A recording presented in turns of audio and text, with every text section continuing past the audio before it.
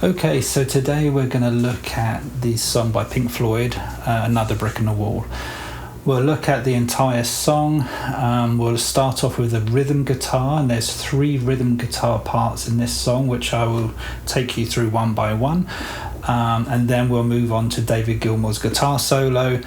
Again, I'll be using tablature and diagrams to help you learn the song. We'll learn the solo phrase by phrase. I'll break it all down and give some explanation of what's going on too. So you don't just learn how to play the song, but you get an understanding of what's going on. Well, let's get on with it. Okay, so for this song there's 3 rhythm guitar parts. One of the guitars is panned hard left and the other guitar is panned hard right. Those are the rhythm guitars playing the chords, and then there's like a distorted fuzz guitar that's outlining the melody that's more kind of centered. We'll look at the left guitar first. Now, I called it the left because it's coming out of my left speaker. It may be the other with yours, depending how it's wired up. But this is the left speaker guitar. We have a D minor bar chord at fret 5, and it's a very funky rhythm.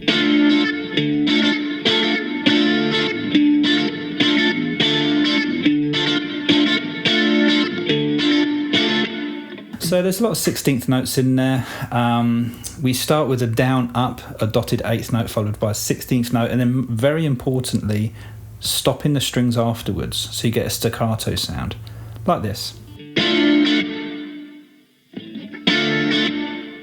Then he follows that on the beat 2 and with the bass note D, and then on 3 E and 4 E 16th notes he's playing another quick down up followed by a staccato or a stop afterwards. It is important to do the stops. If I don't, I'd get this.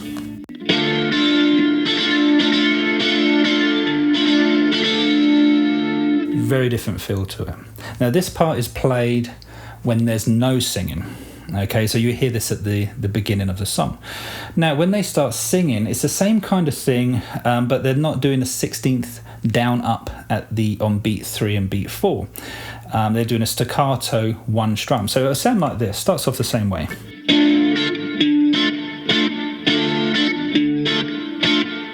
Everything's the same, but on beat 3 you do 1 strum, and then beat 4 you do 1 strum. Whereas before it was. So put that together, this is how it sounds.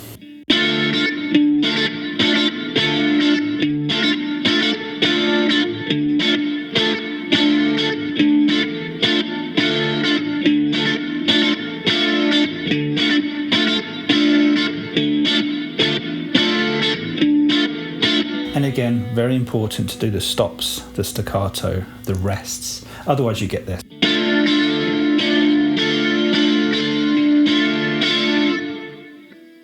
Next section, and this is where the guitar left and guitar right go in different directions. You'll see when we'll do the right speaker guitar, it's pretty much the same as what I just done there, but at this point, this is where they do something different. So the left guitar does a G bar chord. I'm a little bit more precise. Rather than doing the whole chord, I noticed in the recording, and I listened to the isolated tracks to this recording so I can really hear in detail what the guitar's doing. Even though you could bar all 6 strings for the G chord, he's really focusing on the 4 bottom strings. So in the recording that I done, you have this the roots is string 4 fret 5, which is G, and not string 6 fret 3 bass note G. So it sounds like this.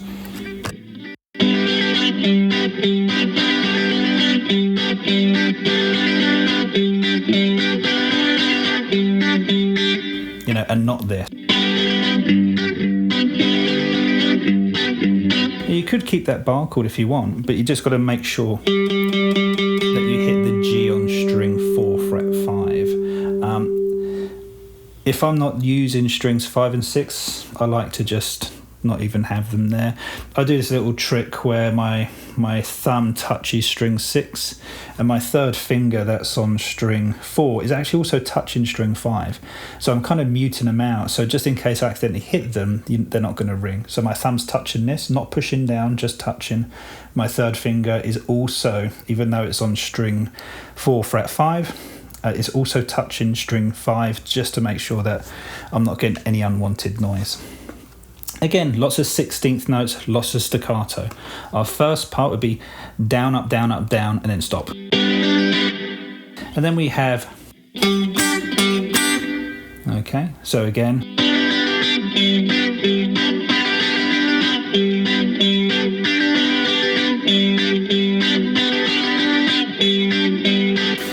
There's different ways you can staccato this. When I'd done the D minor, I was stopping with my right hand. On this one, you probably notice I'm kind of stabbing at the chord, like that.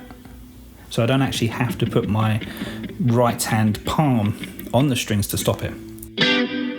Quickly talking about stopping the strings with your right hand. When I teach, I notice some students, they kind of just put their hand down like this. But you're not always going to get a clear stop because obviously the way the hand is curved and you've got all these bumps here, there may be a string that's still ringing.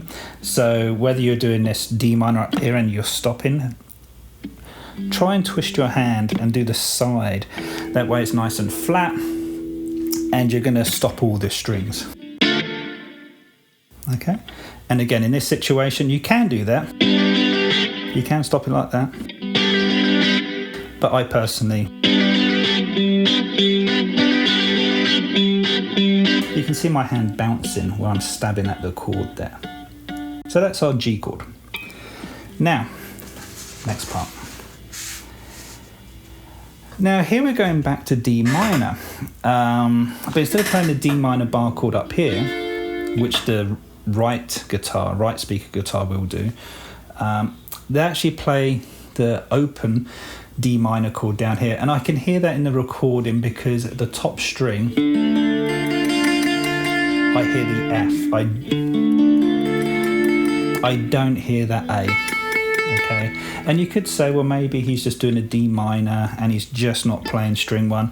With this funky rhythm, it'd be impossible or very difficult to hit strings 5, 4, 3 and 2 and miss string 1. Chances are it's down here. Okay, now we start off with that dotted 8th note, 16th note, and then the rest. Okay, and your ear kind of thinks, oh, he's going to go back to, just going back to that rhythm, but he doesn't. He does this on beat 1, rest for beat 2 and beat 3, and on beat 3 and this is where he starts his next phrase. Sorry, that was wrong. Okay, I'll do that again.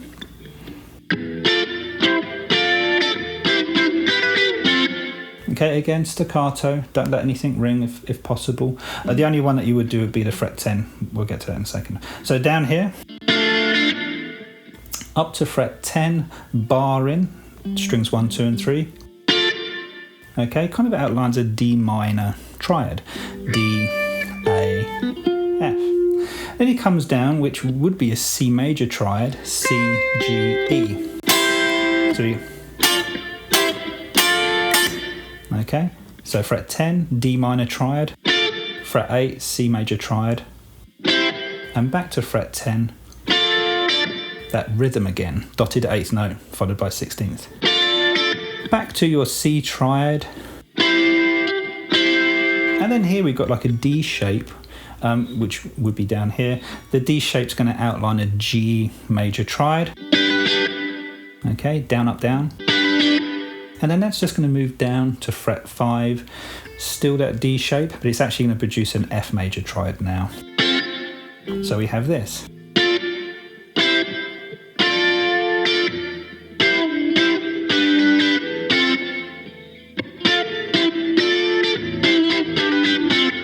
Okay, and all together.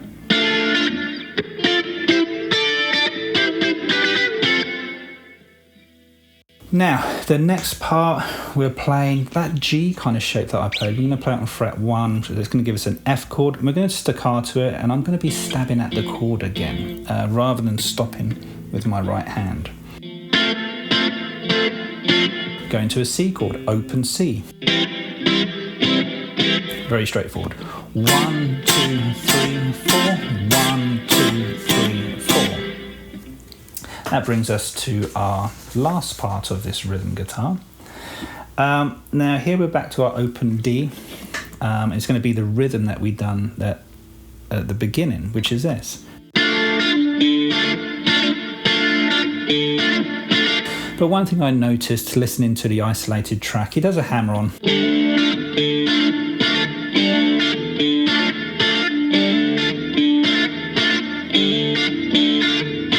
Rhythm's the same, the staccato, the resting is the same. So that is the left guitar part of this song. Okay, so on to the right guitar, or the right speaker guitar. This is very similar to the left, but there are some changes during the chorus. So with this first part, it's just like the left speaker. We've got a D minor chord, fret 5. Okay, so same thing. I did notice a difference in the bass note. Now this wouldn't be heard if it was the original track I was listening to, but I listened to some isolated guitar tracks, and what I heard was exactly the same thing as the left guitar, but the bass note, instead of being the D, string 5, fret 5, it was actually A, which is fret 7 of string 4. So this is what I heard.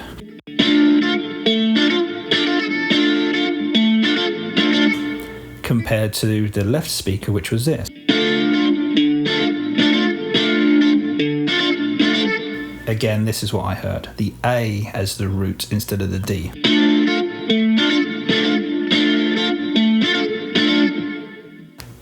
Now, all I'm saying, that's what I heard. You see live performances, obviously they're not going to be that precise. You can do it either way. It's not really going to make a difference. And like I say, if I did hear I wouldn't be able to hear it in the original song, but in the isolated tracks, that's what I heard. And same for when the singing happens, identical, just the A as the bass note rather than the D.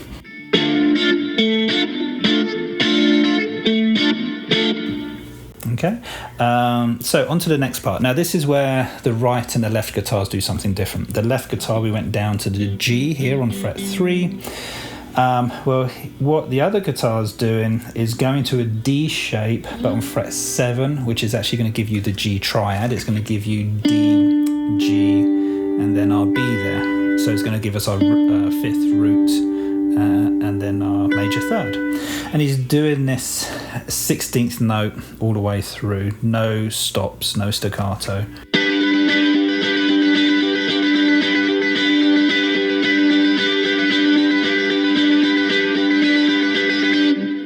So because these are 16th notes, there's 4 strums to a beat. 1 E and a, 2 E and a, 3 E and a, 4 E and a. And this is for 4 measures. So it can be a bit difficult to keep that rhythm constant.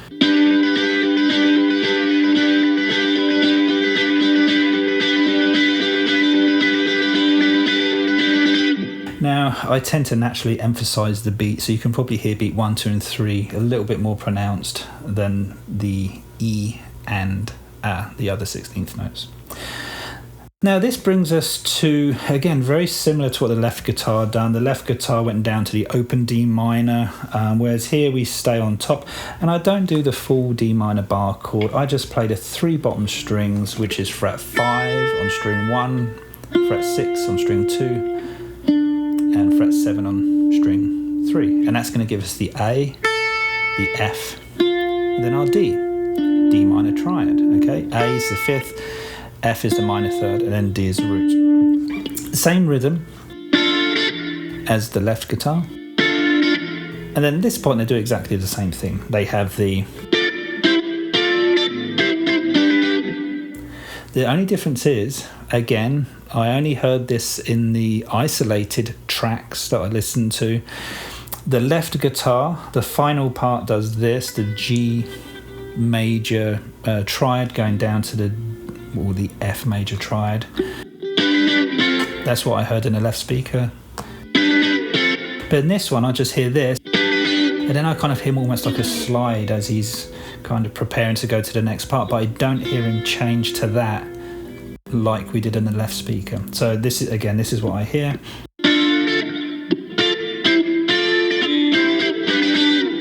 That's what I hear in this one, okay?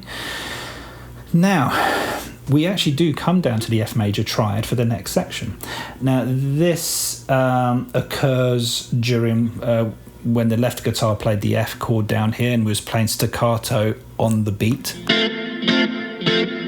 Well, up here, he's going back to those 16th note rhythm that we played earlier. He does that one for one measure, for one bar.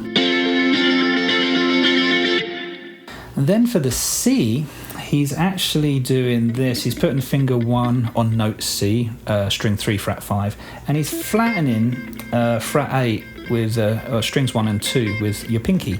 So you get this. And it's a C, well, I'd actually call it it's a C power chord, because here you got a C, here you have the 5th, the G, and then you have C again. So there's no actual no third, okay? There's no E to make it C major or E flat to make it C minor. So this is really just a power chord. And he does those 16th note rhythms again. So you get this.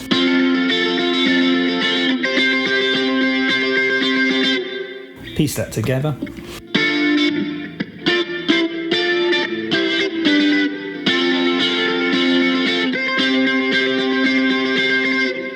Now this last part, he goes back to doing the same thing as the left guitar. The only difference is the left guitar is the open D minor chord, whereas here we're doing the bar chord D minor at fret 5. And I listened very carefully and I could hear the hammer-on thing going on as well. This is a little bit trickier actually, because you've got the bar chord here, but you're lifting on finger 3 and then so that's going to reveal a G note that you're going to hammer onto A. Same as what you've done down here, G to A.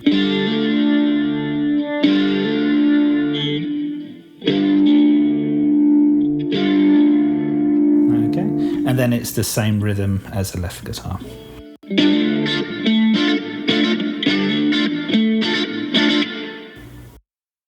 Okay, so the third rhythm guitar.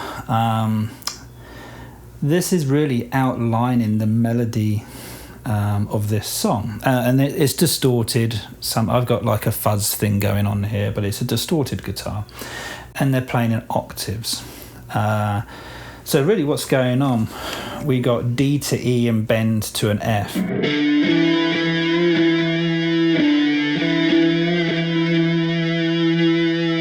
And then he's doing the same thing an octave higher, D to E, bend to F.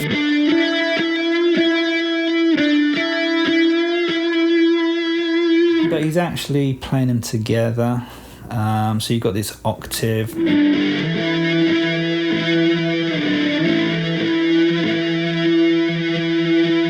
Now I'm just strumming with the pick with a down. My finger 1's on string 5, fret 5. My finger 3 is on string 3, fret 7. So they're both D's, an octave apart. And I'm leaning my first finger back a little bit.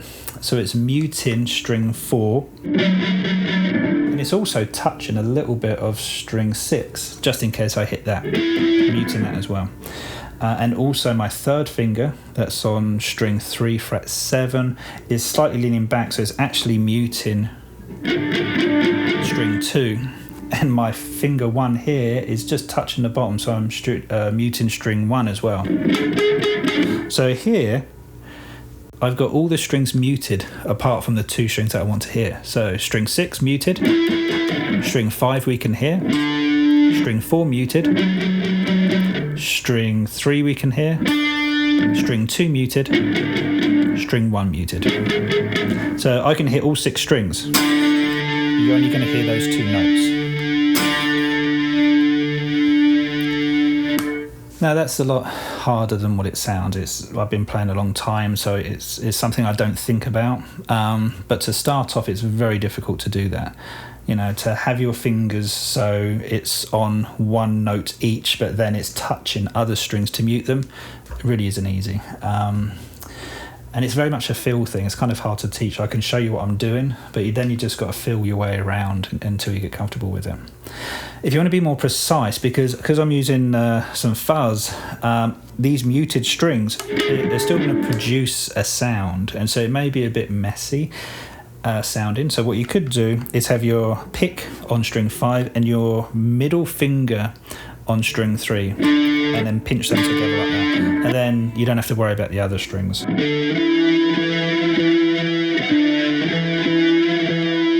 Or you can even put the pick down and just use your thumb and finger.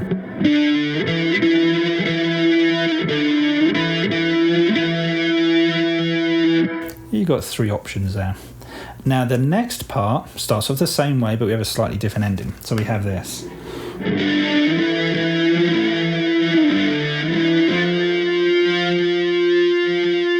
So instead of bending fret 7 and 9 E's, so they sound like an F, he just goes to the F on fret 8 and 10. Again, we're still in octaves. So this is that whole section.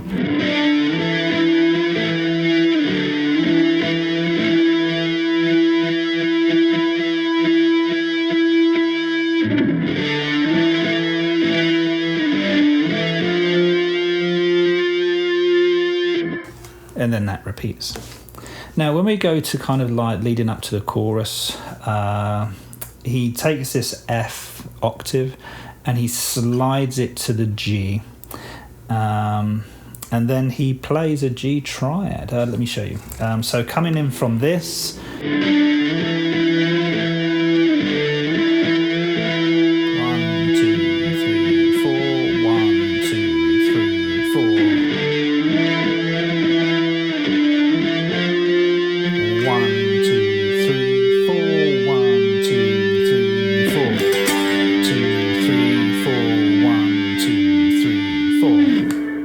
okay, so what he's doing there, he slid from F fret 8 and 10 to G fret 10 and 11, and he just lets it ring. I don't believe he repicks it. I think he comes from here and he just slides. And he holds that for almost 2 measures, and then on beat 4 and with a 16th note, he does this kind of down, up, down. What he's doing here, he's on fret 12, string 4, 3, and 2. This is going to give you D, G, and then our B, which is really a G major triad. You can call it in its second inversion. The 5th is on the bottom, and then we got the root, the G, and then we got the major third. And really that's just part of a G major triad that you'd play here. Same thing. And if you wanted to, you could do the slide going into there. And then if you wanted to, just flatten finger 3, and you can do that if you want. Doesn't matter. Now that holds for 2 measures, and it's tied. So we play beat 1, and then it rings throughout the whole 2 measures. So 8 beats in total. And then we play some power chord stuff. We go down to an F power chord on fret 1 for a bar, and then he goes to C for a power chord for the next bar on string 5, and it just comes up to our D power chord here. So again we've got F on fret 1, C fret 3, and then our D fret 5, and that rings for 2 measures, and it actually repeats. So we have this. 2, 3, 4, 1, 2, 3, 4. 2, 3, 4, 1, 2, 3, 4. 2, 3, 4. 2, 3, 4. 2, 3, 4. 1, 2, 3, 4. 2, 3, 4. 2, 3, 4. And then the last one he stops. Okay, so here's the solo. We're going to just look at this phrase by phrase, and I have some diagrams there just to help explain what's going on. So he starts the solo with a D minor pentatonic. This is going to be kind of position 1 or shape 1 that all guitarists are very used to seeing. Sounds like this. Okay. Now what's going on there, you can see in the diagram I've written out the shape that he's playing around. This is at fret 10, the D minor pentatonic, and in red those are the notes that are being played. The letter R obviously will stand for root. So here we've got fret 13, string 2, pull off to fret 10, so this is C to A, to G, fret 12, string 3, to the A again, and then back to the G with a bend. And then we're going to flatten finger 1 on fret 10, roll it back on string 2 and 1, and then fret 13 of string 2, C, bend up to a D, with some vibrato. Great opening phrase of a solo.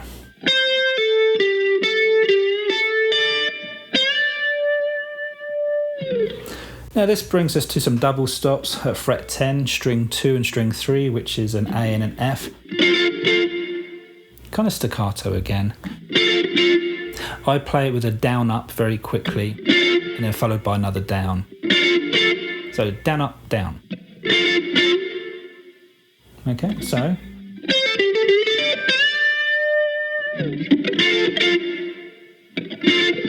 Changed my mind there actually, sorry, I just noticed. I actually go down up and then I do another up, okay? Doesn't really matter, but I just wanted to make it clear just in case you noticed that on the video. Okay, so that's phrase 1 and 2.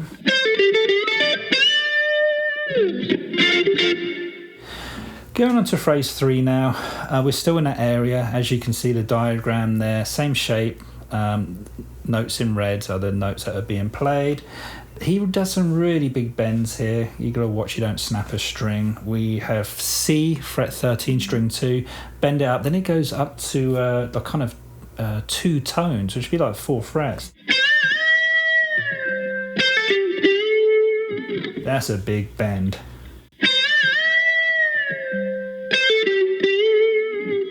So you've got this kind of C, which is C to D. Too far, sorry. And then he's kind of almost bending the C up to the E. Big bend. And it's a quick bend and a slow release. And then that same notes, we're going to pull off C to A, 13 to fret 10. And then fret 12, string 3, which is a G. And we're going to play that note again and bend it.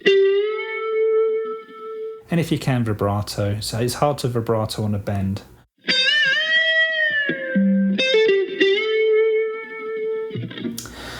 That brings us to our next phrase, phrase 4. Here, he's still in that D minor pentatonic shape, but he brings in the interval of a ninth. You could also call it the interval of a second, which is note E, and that would hint, to me, as the Aeolian mode. So he does this.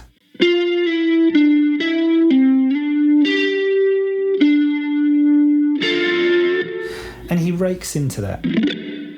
So he rakes up to fret 10 on string 3, which is F, sliding down to the E. Okay.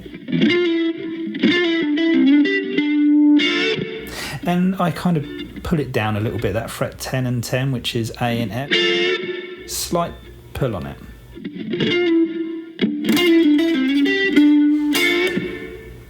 And again, you can see what I've highlighted in red there. Those are the notes that are being used within the Aeolian mode. Okay, playing around the root.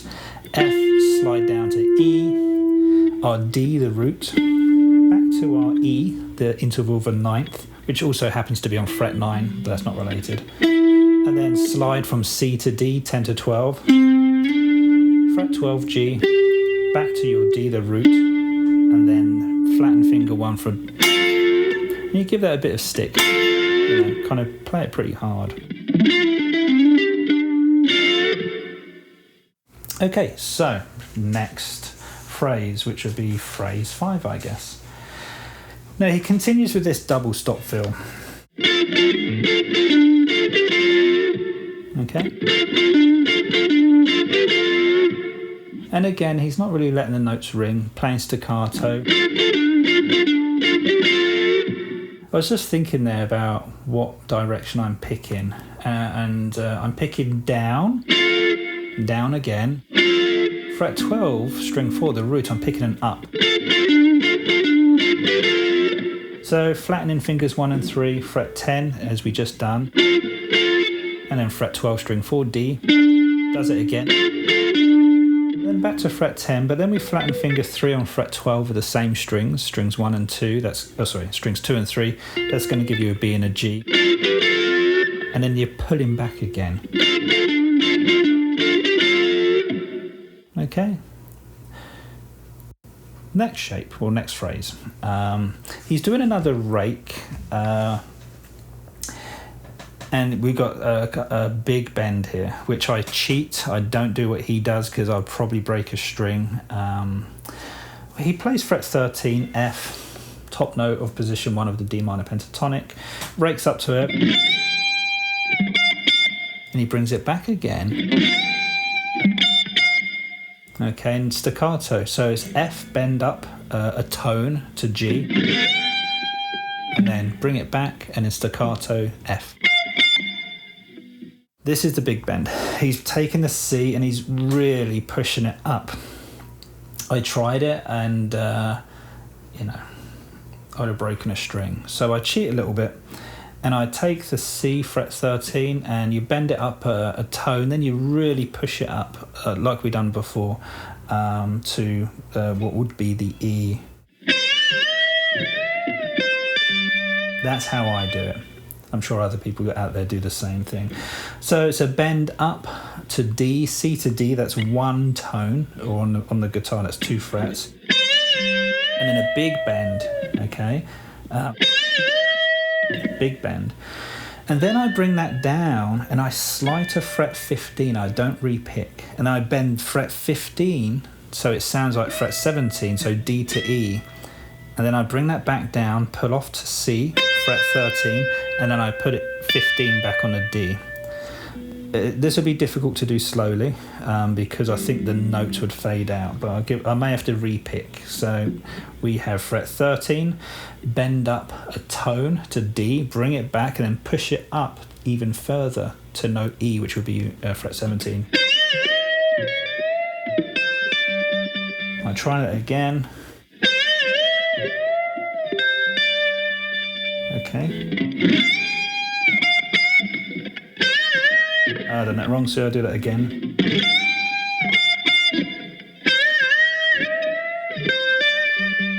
Tricky to do, tricky maneuver. You've got that slide there. You can hear the note disappear. I'm going to re-pick it just so you can hear it.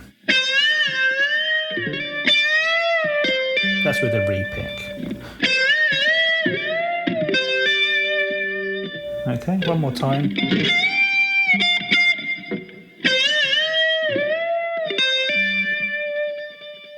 And at the end there I hammer on. I don't pick the last note because in the recording, because he's doing a big bend, that note's trailing off, it's fading.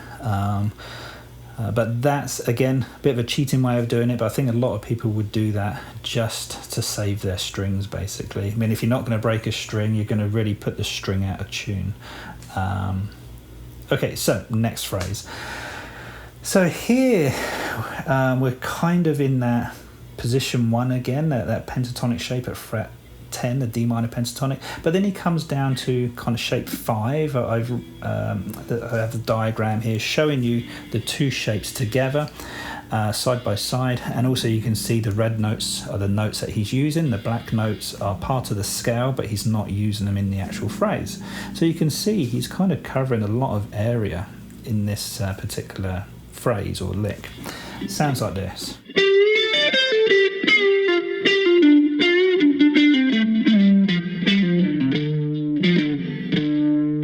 Okay, I'll play that again for you.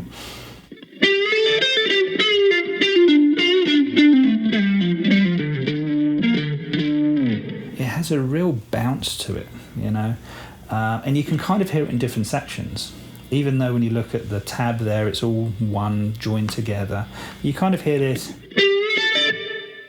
next part, pre-bend,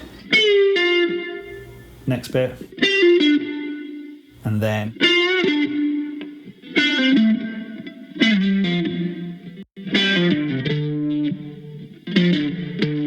so even though it's one phrase, you can kind of break into different sections. I'll do that again.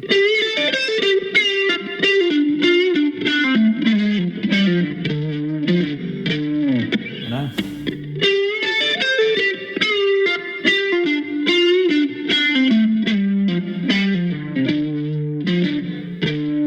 Very rhythmic. So, quick run through what's going on. Fret 12, string 3, G, bending it up. Rolling finger 1 on cross fret 10 of strings 2 and 1. And then pulling off fret 13, C, pulling it off to the A, fret 10. And then ending on the G at fret 12, string 3. Seen that phrase lots of times, other musicians playing it. But then he keeps his finger on fret 12. He does a pre-bend, so he's actually pushing it up, picking it and letting it down to a pull-off. Okay. Our next phrase, we're still in that area, we're going back to the G, and then we're going to pull off to the F and then end on the root D. Okay, piecing it together. And then he goes back to the fret 10, which is F, gives it a slight tug, just a little bit of a bend, and then going to the root. Putting that together.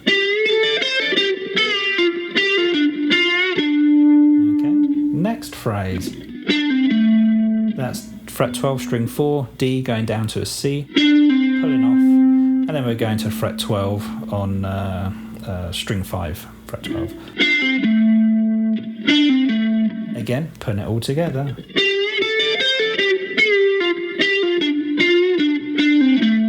Next bit, we replay the A and we slide it down to fret 10, and then we're going to play fret 8.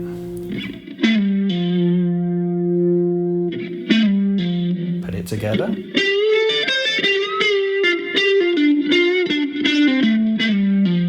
I actually do a pull off there. So I pick, slide, pull off. Okay, penultimate phrase. Okay, here we're in, we've slid down to the position 5 area. So here in the previous, we went from 12, slide down to 10, new position, pull off to fret 8, which is our F. And then we're still going to be in this same shape, and we're going to play G, pull off to F, and then we got D, pull off to C, and then finish on our D, the root, the home. And then he ends the phrase with F and D. Piecing that all together.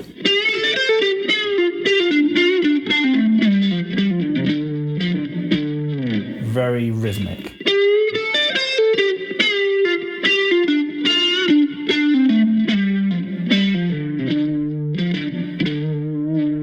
One more time, just because it's fun.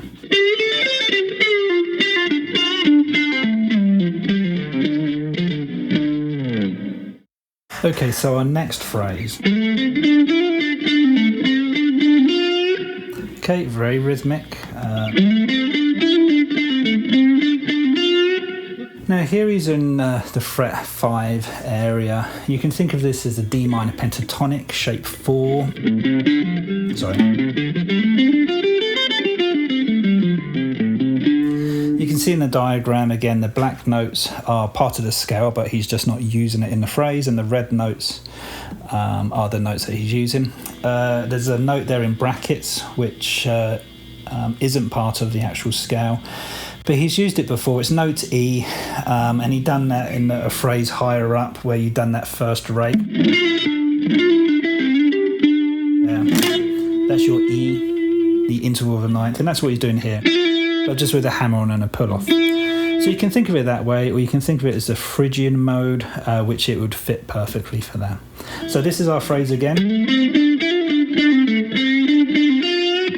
Breaking it down step by step, he's sliding from G to A, which is string 4, fret 5 to 7. And then the next string, he's playing C and D, fret 5 and 7. And then he's hammering 5 to 6, and then pulling off back to 5. That's E, F, and back to E. And then back to the D on string 7, fret 7, string 3. So you have this. Next part of the phrase, he's continuing, playing that D again, but he's pulling off to fret 5. And then going to fret 7 on the next string, which is our A. And then he goes back to fret 5 with a slight tug on it, pulling it down a bit. And then fret 7, same string, D, re-picking that and pulling it off back to the 5. And then F, which is fret 6, string 2. And he's pushing it up slightly. But what's important with this phrase is the bounce, the rhythm to it. You know what I mean? It's kind of almost that staccato, that sound. He's not just playing the notes. It sounds very different compared to this.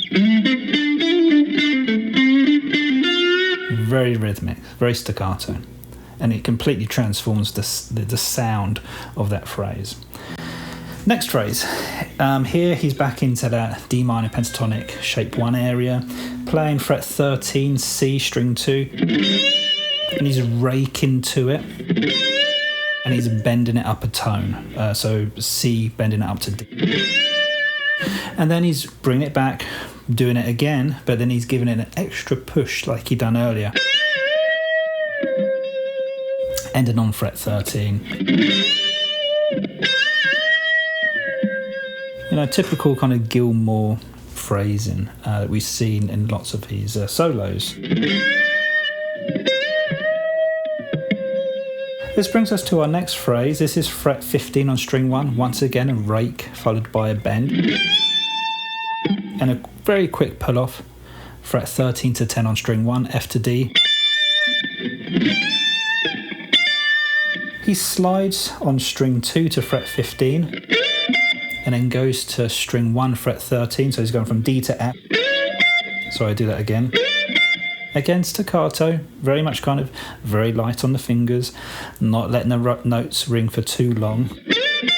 And then back to fret 15 with a 1 pick, and I think it's about 5 bends.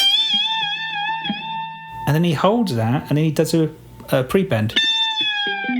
And then ending on fret 15 on the next string. So, rake,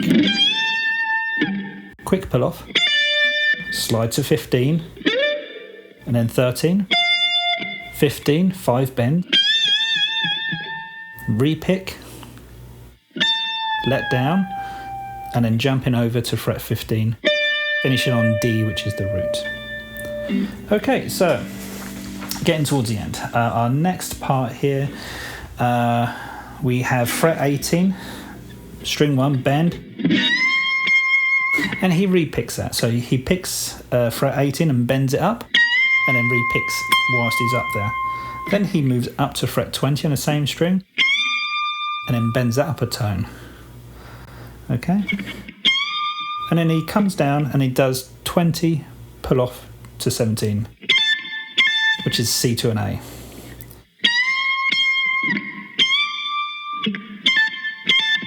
Okay? Okay, so the next phrase is quite a simple one. We're back to kind of the fret 10 area, the D minor pentatonic shaped one. Here we're playing fret 10, string 3. We'll play it 3 times. And then finishing on fret 12 of string 4, which is D, the root. And again, kind of staccato. He's not really letting the notes ring too much, apart from that last note. That brings us on to our next phrase. I've got a diagram here. Again, the red notes, the notes he's playing. He's kind of switching between position 1 and 2 of the D minor pentatonic there. I've combined them for you. Quite tricky rhythmic wise. He's playing fret 12, the D on string 4, sliding it up to fret 14, and then here you got fret 12 on string 3, which is G, and then fret 13 on string 2, which is C. That kind of phrase. And again, quite tricky, it's quite funky.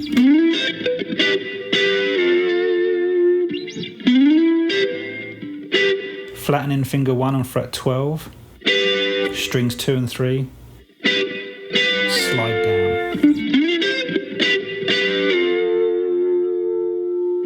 Now our next phrase, again quite straightforward, back to position 1, the D minor pentatonic, a little bit of muting before he flattens finger 1 on fret 10. Okay, down up on the mute, pull it down, fret 10, end on the root, fret 12, string 4. And again, that brings us to our final phrase of the song. This is in the kind of shape 5 area.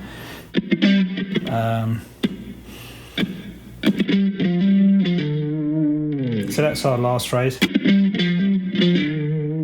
Ending on the root, fret 10. He does that kind of muted thing just before it again. With a kind of a down up. So those last 2 phrases together.